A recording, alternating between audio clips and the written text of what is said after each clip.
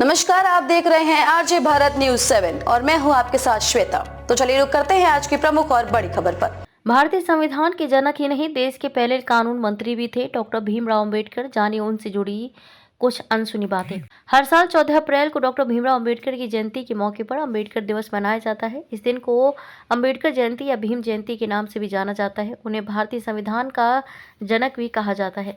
उनका जन्म 14 अप्रैल 1891 में मध्य प्रदेश के महू में एक दलित महापरिवार में हुआ था। वह एक विश्व स्तरीय वकील, समाज सुधारक थे जिन्होंने आज़ादी के बाद देश को सही दिशा में आगे बढ़ाने में अहम योगदान दिया था। अंबेडकर की जयंती के मौके पर आज हम आपको बताएंगे डॉक्टर भीमराव अंबेडकर से जुड़ी कुछ बातें जिन्हें आप शायद ही जानते होंगे।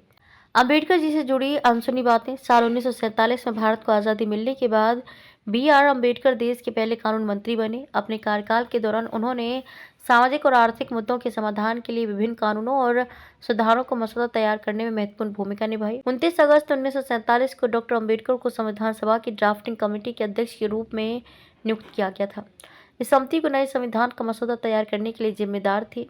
अंबेडकर जी का असल सरनेम अंबावडेकर था। महाराष्ट्र के रत्नागिरी जिले में उनके पैतृक गांव अंबावड़े के नाम से लिया गया है। हालांकि उनके शिक्षक महादेव अंबेडकर ने स्कूल रिकॉर्ड में उनका उपनाम अंबावडेकर से बदलकर अपना उपनाम आम्बेडकर कर लिया था, क्योंकि वह उनसे बहुत प्यार करते थे। अंबेडकर जी ने देश में लेबर कानून से जुड़े कई बड़े बदलाव किए थे। इसके तहत उन्होंने साल 1942 में भारतीय श्रम सम्मेलन के 7वें सत्र में काम के घंटों में बदलाव करते हुए इसे 12 से 8 घंटे कर दिया था। बाबा साहिब न सिर्फ विदेश में इकोनॉमिक्स में डॉक्टरेट की डिग्री हासिल करने वाले पहले भारतीय थे, बल्कि वह इकोनॉमिक्स में पहले PhD और दक्षिण एशिया में इकोनॉमिक्स में पहले डबल डॉक्टरेट होल्डर भी थे। वे अपनी पीढ़ी के सबसे ज़्यादा शिक्षित भारतीयों में से भी थे। उन्होंने संसद में हिंदू कोड बिल के लिए बहुत जोर दिया। इस विधेयक का उद्देश्य विवाह और विरासत के मामलों में महिलाओं को समान अधिकार देना था। जब विधेयक पारित नहीं हो सका तो उन्होंने कानून मंत्री के पद से इस्तीफा दे दिया।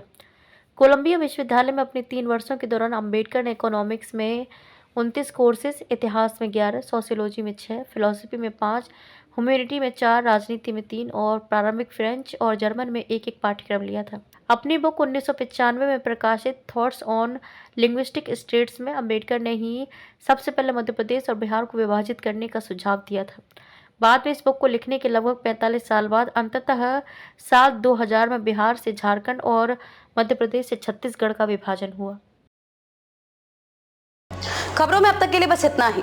फिर होगी आपसे मुलाकात ऐसी किसी बड़ी और खास खबर के साथ। तब तक के लिए नमस्कार और देखते रहिए आरजे भारत न्यूज 7।